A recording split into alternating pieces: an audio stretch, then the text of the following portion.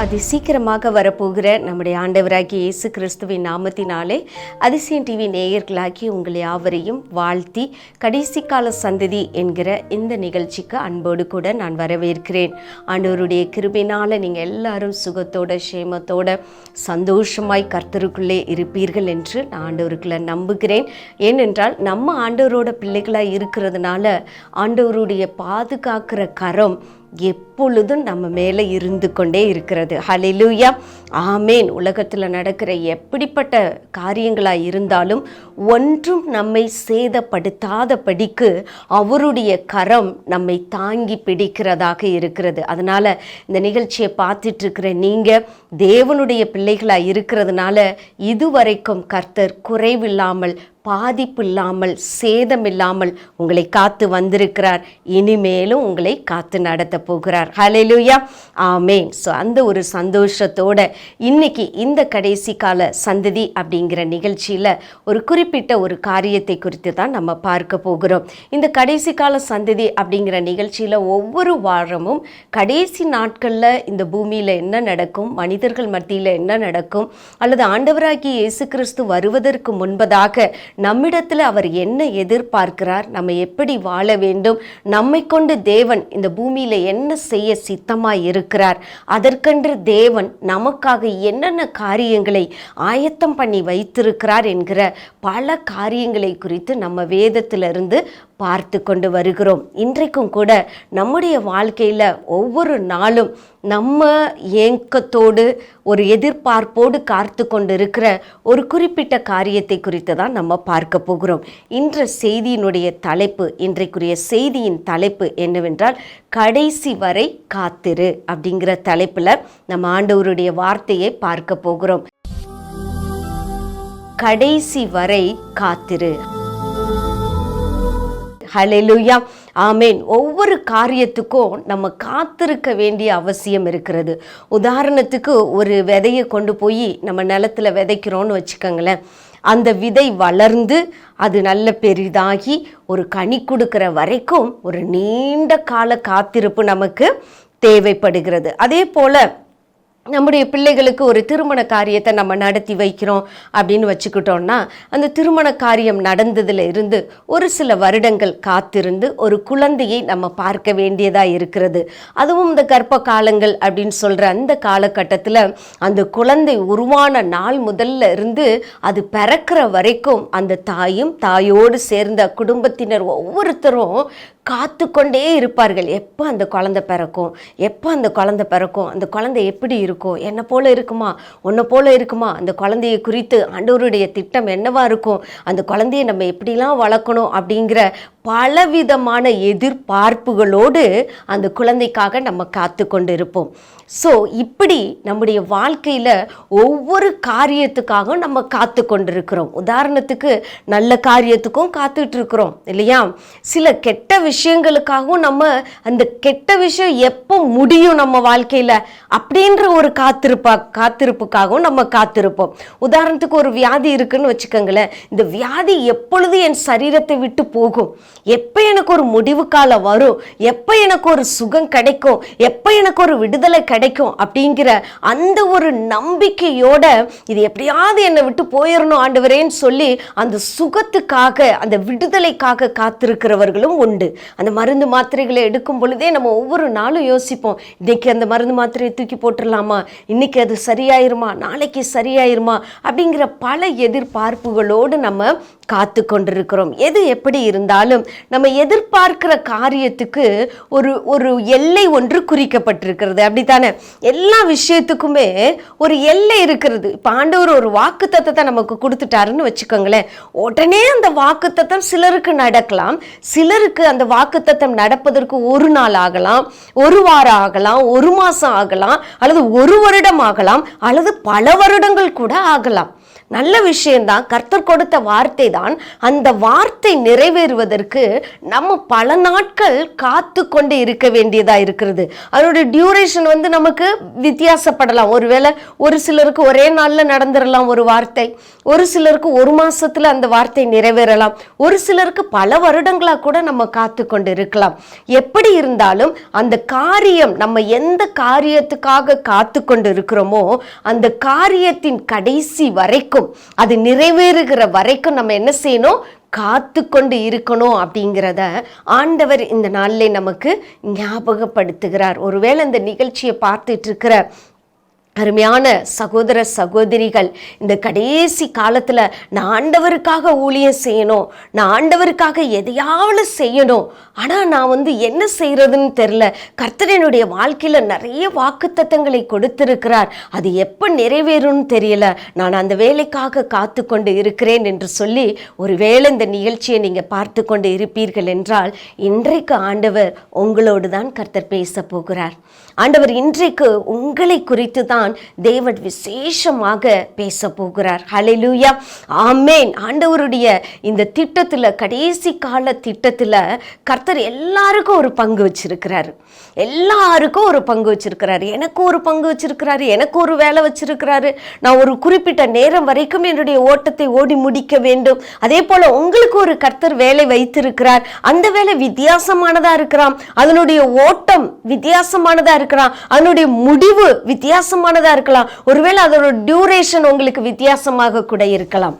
ஆனால் எல்லாருக்கும் ஆண்டவர் ஒரு பங்கை நியமித்து வைத்திருக்கிறார்.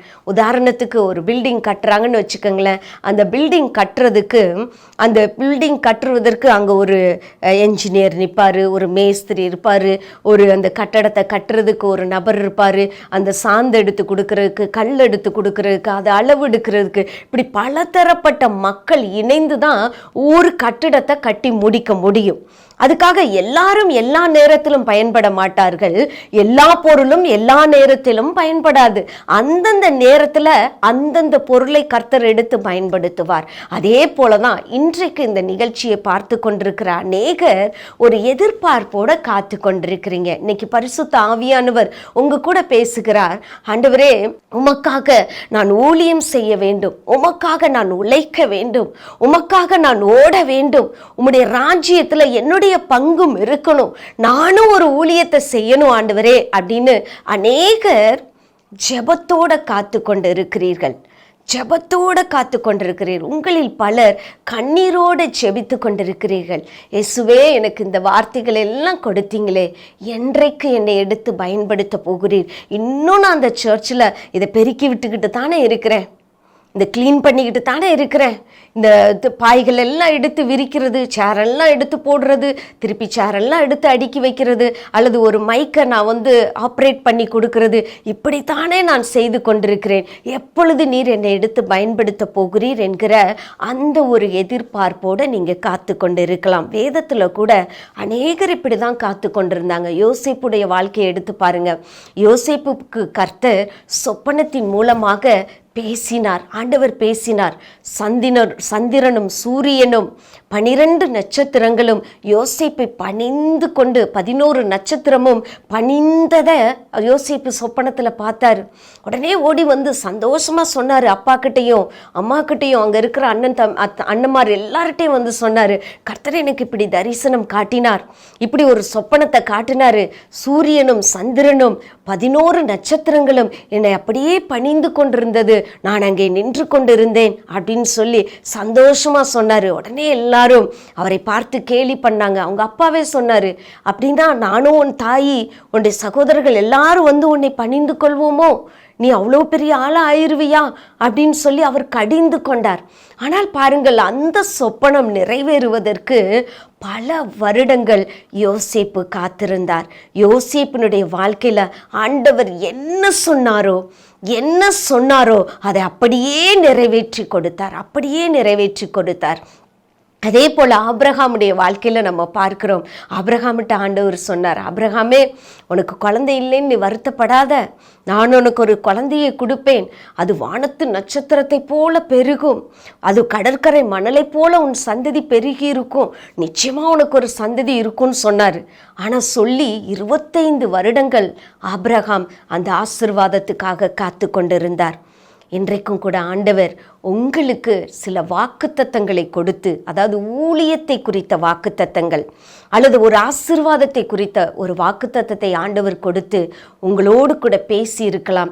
நீங்கள் அதுக்கு காத்து கொண்டிருக்கலாம். இன்னைக்கு ஆண்டவர் சொல்லுகிறார், கடைசி வரைக்கும் உன்னுடைய நம்பிக்கையில் சோர்ந்து போகாமல், உன்னுடைய விசுவாசத்தில் நீ சோர்ந்து போகாமல், அந்த காரியம் நடக்கிற வரைக்கும் நீ காத்து கொண்டு இரு என்று ஆண்டவர் இன்றைக்கு உங்களோடு கூட பேசி கொண்டிருக்கிறார். ஏன் ஆண்டவர் நம்மளை காக்க வைக்கிறாரு அப்படின்னு பார்த்தோம்னா, ஆண்டவர் நமக்கு அதற்கு ஏற்ற விதத்தில் நம்மளை பக்குவப்படுத்துகிறார், நம்மளை உருவாக்குகிறார். நம்மளை உடைத்து உருவாக்கி அந்த ஆசீர்வாதத்தை நம்ம பெற்றுக்கொள்றதுக்கு, அல்லது நம்ம ஒரு பயனுள்ள பாத்திரமாக கர்த்தருக்கென்று எழும்பி பிரகாசிக்கிறதற்கு, தேவனுடைய வார்த்தையை பிரசங்கிக்கிறதற்கு, கர்த்தருடைய வார்த்தைகளை எடுத்து உரைப்பதற்கு தேவன் நம்மளை தகுதிப்படுத்துகிறார். அந்த வேலைக்காக தேவன் நம்மளை ஆயத்தப்படுத்தி கொண்டிருக்கிறார். அதனால இதை பார்த்து கொண்டிருக்கிற நீங்க சோர்ந்து போயிடக்கூடாது. கடைசி கால எழுப்புதல்ல எனக்கும் பங்கு இருக்குன்னு ஆண்டவர் பேசினாரு. தீர்க்க தரிசன சந்ததி நீன்னு சொன்னாரு, உன்னை வாரியரா தேர்ந்தெடுத்து இருக்கிறேன்னு சொன்னாரு, உனக்கு பட்டயம் கொடுக்குறேன்னு கொடுத்தாரு, எனக்கு என்னென்னமோ வரங்கள் வல்லமையெல்லாம் கொடுத்துருக்கிறாரு. ஆனா நான் அப்படியே தான் இருக்கிறேன் அப்படின்னு நினைச்சீங்கன்னா நீங்க சோர்ந்து போகாதீங்க. கர்த்தர் உங்களுக்கு குறித்த நேரத்தில் உங்களை சரியான விதத்தில் ஆண்டவர் எடுத்து பயன்படுத்த போகிறார். இன்றைக்கு வேதத்தில் ஒரு முக்கியமான ஒரு சம்பவத்தை குறித்து, ஊழியத்துக்கு அழைக்கப்பட்டு பல வருடங்கள் அந்த ஊழியத்தை செய்ய முடியாமல், அதன் பின்பதாக அந்த ஊழியம் நிறைவேற்றப்பட்டு அவர் எடுத்து பயன்படுத்தப்பட்ட ஒரு நபரை குறித்து நம்ம பார்க்க போகிறோம். உங்கள் எல்லாருக்குமே நல்லா தெரிந்த ஒரு சம்பவம் தான் எலியா, எலிசா. இவர்கள் 2 பேருடைய இந்த சம்பவங்களை பற்றி 1 ராஜாக்கள் புஸ்தகத்திலையும் 2 ராஜாக்கள் புஸ்தகத்திலையும் நீங்கள் வாசிக்க முடியும். இந்த எலிசா என்கிறவர் ஒரு சாதாரண விவசாயி. சாதாரண ஏர்மாடு பூட்டி தன்னுடைய நிலத்தை உழுது விவசாயம் பண்ணுகிற ஒரு சாதாரண நபர். ஆனால் திடீரென்று கர்த்தர் எலியாவினிடத்தில் பேசினார், எலியாவே, உன் ஸ்தானத்தில் எலிசாவை தீர்க்கதரிசியாக நீ அபிஷேகம் பண்ணு அப்படின்னு சொன்னார். உடனே எலியா கர்த்தருடைய வார்த்தைக்கு கீழ்ப்படிந்து எலிசாவை தேடி வருகிறார். எலிசா அங்கே பார்த்தீங்கன்னா ஏர்மாடுகளை வைத்து தன்னுடைய நிலத்தில் அவர் தன்னுடைய தொழிலை, அன்றாட செய்கிற அந்த தொழிலை உண்மையும் உத்தமத்தோட சந்தோஷத்தோட, தனக்கு இருக்கிற கொஞ்சம் பலத்தில் அந்த விவசாய தொழிலை செய்து சந்தோஷமாய் வாழ்ந்து கொண்டிருந்த மனிதன். அவரை பார்த்து எலியா தீர்க்கதரிசி வேகமாய் ஓடி போய் தன்மேல் இருந்த அந்த சால்வையை எடுத்து அந்த எலிசாவின் மேலே போட்டு, கர்த்தர் உன்னை இஸ்ரவேலுக்கு தீர்க்கதரிசியாக என் ஸ்தானத்திலே உன்னை அபிஷேகம் பண்ணுகிறார் என்று சொல்லி எலிசாவை அபிஷேகம் பண்ணுகிறத நம்ம பார்க்கிறோம். பாருங்க, இப்ப எலியா தீர்க்கதரிசி போய் எலிசாவை அபிஷேகம் பண்ணிட்டாரு.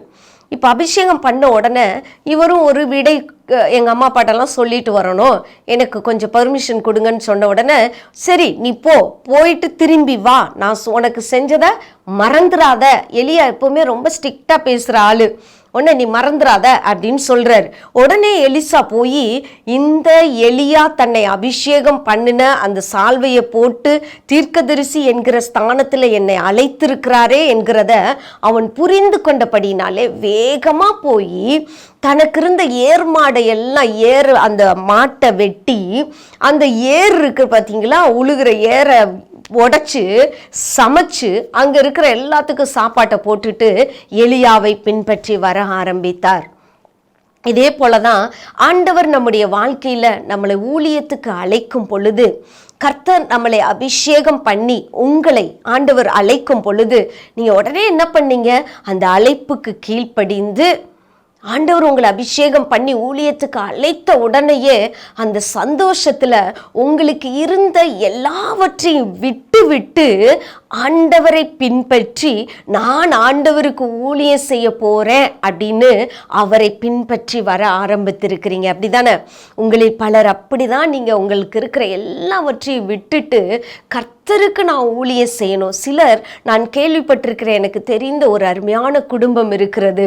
அவங்க தனக்கு இருந்த ஒரு சென்ட்ரல் கவர்மெண்ட் ஜாப் அதையே ரிசைன் பண்ணிட்டு தேவனுடைய ஊழியத்துக்கு நான் போகிறேன் என்று சொல்லி கர்த்தர் அழைத்த உடனே அந்த வேலையெல்லாம் தூக்கி போட்டுட்டு கர்த்தரை பின்பற்றி அவருடைய ஊழியத்தை செய்வதற்கு வந்திருக்கிறாங்க. அதே போல தான் நீங்களும் வந்திருக்கிறீர்கள். ஆனா பாருங்க, நம்ம ஊழியத்துக்கு வந்துட்டோம், ஊழியக்காரங்களோட வந்து சேர்ந்துட்டோம், ஒரு சபையில வந்து அங்கத்தினரா இணைந்துட்டோம், ஒரு ஊழியக்காரருக்கு கீழே, ஒரு பெரிய ஊழியக்காரருக்கு கீழே வந்து நம்ம நிறைய காரியங்களை கற்றுக்கொண்டு ஆண்டவருடைய ஊழியத்தை செய்யணும் என்பதற்காக நம்மை நாமே அர்ப்பணித்து நம்முடைய எல்லா இன்ப துன்பங்களை எல்லாம் மறந்து நம்முடைய சுகபோகங்களை எல்லாம் வெறுத்து நம்ம ஆண்டவருக்கு நம்மளை வெறுமையாக்கி நம்மளை ஒப்பு கொடுக்க ஆரம்பிச்சிட்டோம். ஆனாலும் நம்முடைய வாழ்க்கையில் என்ன இல்லை? அந்த உயர்வு இல்லை, அல்லது நம்ம அழைத்த அழைப்பில் நம்மளால் ஓட முடியலை, நம்மளால் அந்த ஊழியத்தை செய்ய முடியலை. நம்ம எதிர்பார்த்த ஊழியம், ஆண்டவர் சொன்ன ஊழியம் இன்னும் நடக்கலை.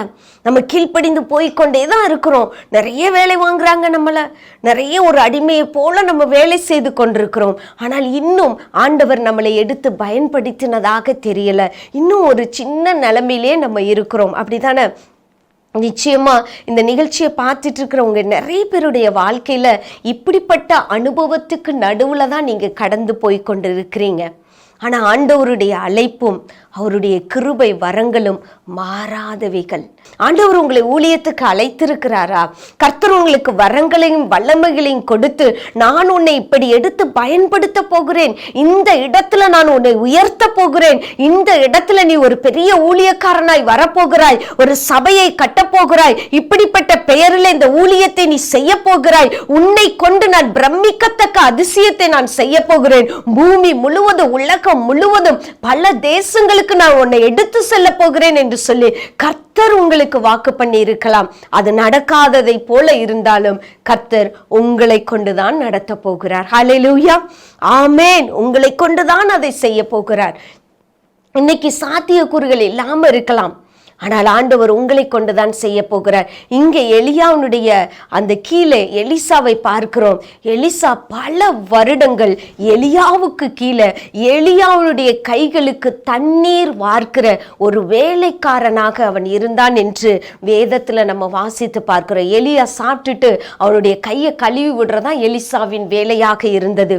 ஒரு அடிமையை போல தன் எஜமானுக்கு உண்மையும் உத்தமத்தோடு ஊழியம் செய்கிற ஒரு ஊழியக்காரனாக, வேலைக்காரனாக, ஒரு அடிமையாக எலிசா தன்னை தாழ்த்தி நடந்து கொண்டார். ஆனா ஒரு இடத்துல கூட எலிசா தீர்க்க தரிசனம் உரைத்ததாகவோ அல்லது கர்த்தர் அவரை எடுத்து பயன்படுத்தினதாகவோ நம்ம எலியா எடுத்துக்கொள்ளப்படுகிற வரைக்கும் நம்ம எங்கேயும் வாசித்து பார்க்க முடியாது.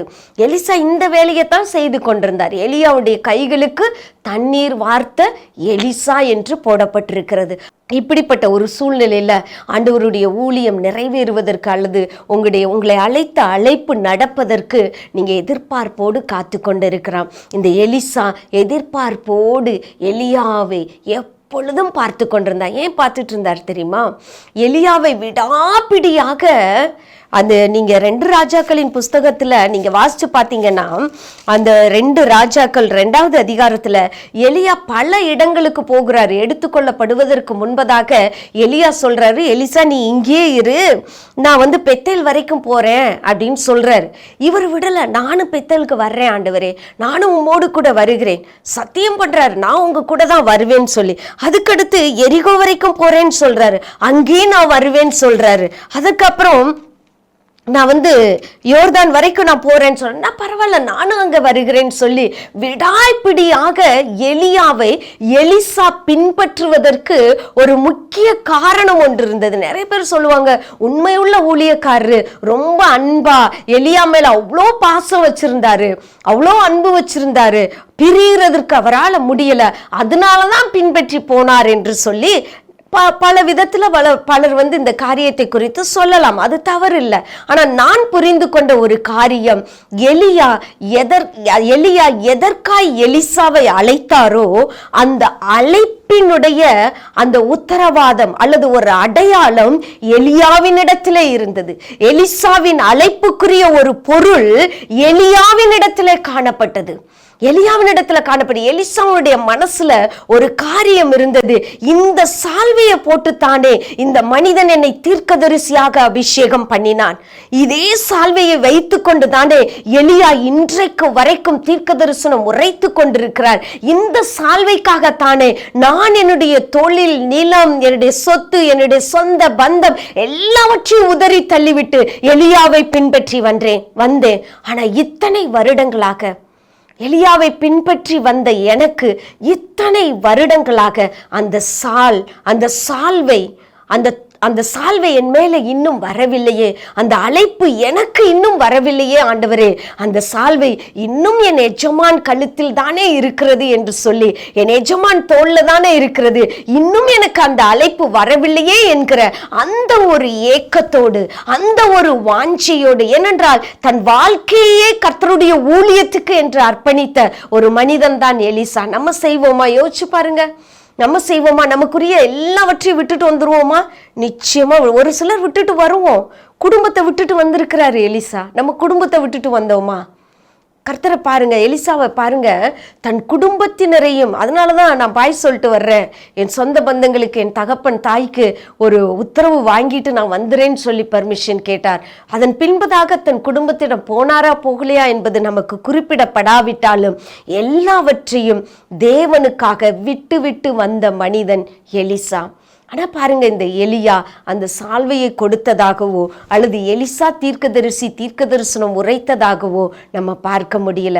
அதனால தான் எலிசா இறுதி வரைக்கும் எலியாவை விடாமல் பின்பற்றி கொண்டே இருந்தார்.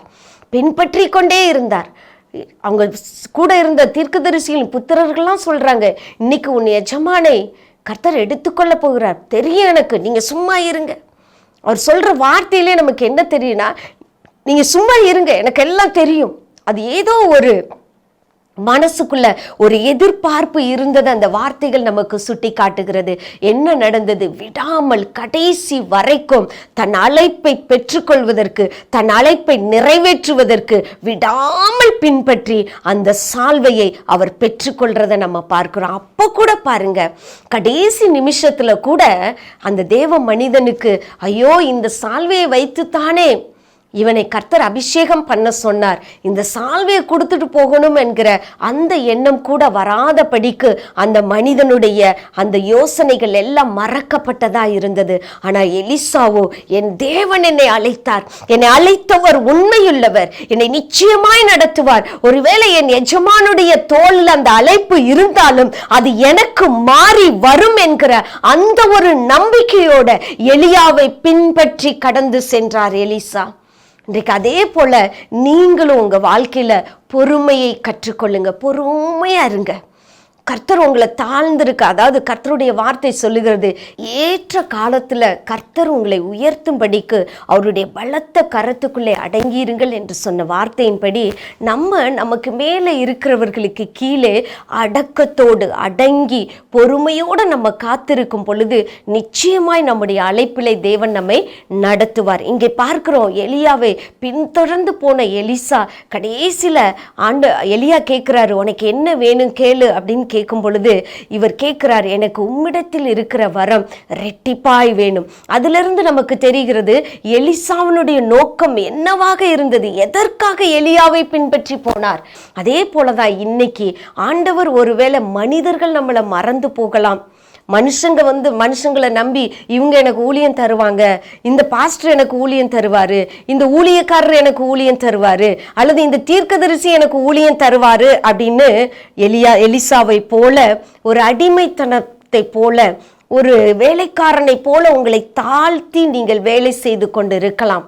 கர்த்தர் உங்களை பார்க்கிறார், ஆண்டவர் உங்களை பார்க்கிறார். ஆனால் மனிதர்கள் நம்மளை நினைக்க மாட்டாங்க, மறந்துடுவாங்க. எலியாவை பாருங்க, அபிஷேகம் பண்ணின கர்த்தர் எலியா கிட்ட தான் பேசினாரு, இவனுக்கு இந்த அழைப்பு இருக்குன்னு பேசியும் எலிசாவை அந்த பாதையிலே நடத்தவில்லை எலியா. எலியா மறந்து போன ஒரு தீர்க்கதரிசியாக காணப்பட்டார். ஆனால் எலிசாவின் மேல கர்த்தர் அந்த அழைப்பை கொடுத்து திரும்ப தேவன் எடுத்து பயன்படுத்துகிறத நம்ம பார்க்கிறோம். அதே போல ஆண்டவர் உங்க வாழ்க்கையில எதற்காக உங்களை அழைத்தாரோ அந்த அழைப்பு உங்க கைக்கு வரும் வரைக்கும் காத்திருங்க. கடைசி வரைக்கும் கர்த்தருடைய பாதத்தை பிடித்து கொள்ளுங்க. பிடித்து கொண்டு, ஆண்டவரே என்னை எடுத்து பயன்படுத்தும், என் அழைப்பும் என் கிருபை வரங்களும் உமக்கு பயன்படட்டும், என்னை எடுத்து பயன்படுத்தும். நான் மனிதனை பார்க்க கூடாது, உங்களை பார்க்கணும் ஆண்டவரேன்னு சொல்லி நீங்க ஆண்டவரை நோக்கி பார்க்கும் பொழுதுதான் கர்த்தர் உங்களுடைய அழைப்பிலே உங்களை எடுத்து நிறுத்துவார். ஏன்னா மனிதன் நம்மளை பயன்படுத்த முடியாது. மனிதர்களுடைய பங்கு இதுல எதுவும் இருக்க போறதில்லை. ஒருவேளை சில காரியங்களை நம்ம மனிதர்களிடத்திலிருந்து கற்றுக்கொள்ளலாம். மனிதர்கள் மூலமா சில நேரங்களில் கர்த்தர் பேசுவார். ஆனால் அவர்கள் நம்மளை எடுத்து பயன்படுத்த முடியாது. இன்னைக்கு நிறைய பேரு என்ன செய்யறாங்கன்னா, ஊழியர்களுக்கு கீழே ஊழியத்துக்காக வெயிட் பண்ணி கொண்டிருக்கிறாங்க. ஊழியர்களுக்கு கீழே, தீர்க்கதரிசிகளுக்கு கீழே, ஒரு போதகருக்கு கீழே அல்லது ஒரு சுவிசேஷகருக்கு கீழே இவங்க எனக்கு ஊழியம் கொடுப்பாங்க, அல்லது இவங்களுக்கு அடுத்து நான் அந்த ஸ்தானத்துக்கு போவேன். இதெல்லாம் மாம்சீக காரியங்கள். மாம்சீகமா நம்ம யோசிக்கிற எதுவும் அங்கே நடக்க போவதில்லை. ஒருவேளை அழைப்பில்லாதவர்கள் நினைத்துக்கொண்டு இன்னைக்கு நிறைய பேர் ஊழியத்துல போட்டி போடுகிறார்கள். இந்த ஊழியக்காரருக்கு அப்புறம் நான் தான் வருவேன், நான் தான் இதுக்கப்புறம் நான் தான் இந்த ஊழியத்தை நடத்த போகிறேன் என்கிற எண்ணத்தோடு சிலர்கள் அப்படி இருக்கலாம். எது எப்படி இருந்தாலும் ஒரு மனுஷன் மேல கர்த்தருடைய அழைப்பு இருக்குமானால் அதை யாரால தடுக்கவும் முடியாது. அதே போல அழைப்பில்லாத எவனும் அந்த ஸ்தானத்துக்கு வரவும் முடியாது. அப்படிங்கிறத நம்ம நல்லா புரிந்து கொள்ளணும்.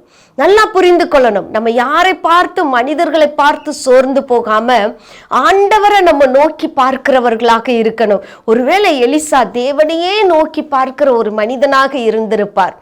எலியாவை பின்பற்றினதின் நோக்கம், நான் என்னுடைய தனிப்பட்ட கருத்துல நான் சொல்றேன், இந்த அழைப்புக்காகவே தீர்க்கதரிசி என்கிற அந்த ஸ்தானம், அந்த ஊழியம் நிறைவேறுவதற்காகவே, வரங்களுக்காகவும் வல்லமைகளுக்காகவும் எலியாவை பின்பற்றி ஒரு வேலைக்காரனை போல எலிசா இருந்திருக்கிறார் என்று அறியும் பொழுது நிச்சயமாய் ஒரு ஆச்சரியமான ஒரு காரியம் தான். கடைசி வரைக்கும் அந்த வரங்களுக்காகவும் வல்லமைகளுக்காகவும் அழைப்புக்காகவும் எலியாவை எலிசா பின்பற்றினார். அதே போல நம்ம இருக்கணும். நம்முடைய நோக்கம் எல்லாம் ஆண்டவருடைய அழைப்பு நம்ம மேல நிறைவேறணும். மனிதர்களை நம்ம பார்க்கக்கூடாது அப்படிங்கிறத தான் ஆண்டவர் இன்றைக்கு நமக்கு கற்றுக் கொடுத்து கொண்டிருக்கிறார். ஒவ்வொரு மனிதனுக்கும் தனி அழைப்பு என்பது ஒன்று இருக்கிறது. ஒவ்வொரு மனிதனையும் கர்த்தர் விசேஷ காரியங்களுக்காக அழைத்திருக்கிறார். அது சிறுசாவும் இருக்கலாம், பெருசாவும் இருக்கலாம். ஆனால் கர்த்தர் நமக்கென்று ஒரு அழைப்பை வைத்திருக்கிறார். அந்த அழைப்பு என்னது என்பதை தெரிந்து கொண்டு அதற்காக கடைசி வரை நாம் பிரயாசப்பட வேண்டும் என்கிறது தான் கர்த்தர் இந்த நாளில் நம்மோடு கூட பேசி கொண்டிருக்கிறார். இந்த நிகழ்ச்சியை பார்த்துட்டு இருக்கிற அன்பு சகோதரனே, சகோதரியே, உங்கள் வாழ்க்கையில் உங்களுடைய அழைப்பு நிறைவேறாததுனால தேவன் இப்படியெல்லாம் சொன்னார், இப்படியெல்லாம் எனக்கு வாக்கு கொடுத்தார், வார்த்தைகள் கொடுத்தார், ஆனால் ஒன்று கூட இன்னும் நடப்பதற்குரிய சாத்தியக்கூறுகளே இல்லை.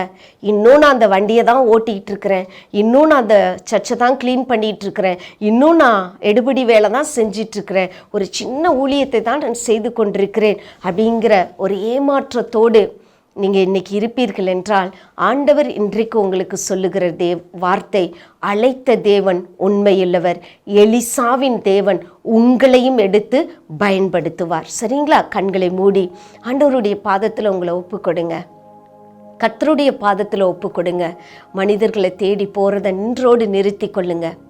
இன்னைக்கோட இனிமே நான் மனிதர்களை எதிர்பார்க்க மாட்டேன், தேவனை பார்ப்பேன். அவர்தான் என் எஜமான், அவர்தான் என்னை அழைத்தவர், அவர்தான் எனக்கு வரங்களையும் வல்லமைகளையும் கொடுத்தவர், அவரை நோக்கி நான் பார்ப்பேன் என்கிற அந்த ஒரு முடிவுக்கு வாங்க. நிச்சயமாய் கர்த்தர் நடத்துவார். அவரால் கூடாத காரியம் ஒன்றுமில்லை. ஆண்டவரே உமக்கு ஸ்தோத்திரமாப்பா. இந்த வேளையிலும் கூட எத்தனையோ அழைப்பை பெற்றுக்கொண்ட உம்முடைய பிள்ளைகள் இந்த நாளில் என்னை குறித்த அழைப்பு இன்னும் ஒன்று கூட நடக்கலையே, எனக்கு வயது ஆகிக்கொண்டே போகிறது, என் சூழ்நிலைகள் வர வர அழைப்புக்கு நெகட்டிவாகத்தான் நடக்கிறதே ஒழிய கர்த்தர் சொன்ன மாதிரி என் வாழ்க்கையில எதுவும் நடக்கல இயேசப்பா. நான் இனிமேல் உமக்கு ஊழியம் செய்வேனா? என் அழைப்பு நடக்குமா? நீ சொன்ன வார்த்தைகள் என் வாழ்க்கையில நிறைவேறுமா என்கிற கேள்விகளோடு இந்த நாளில் இந்த நிகழ்ச்சியை பார்த்து கொண்டிருக்கிற உம்முடைய அன்பு பிள்ளைகள் மேலே உம்முடைய கரத்தை நீங்க வைங்கப்பா.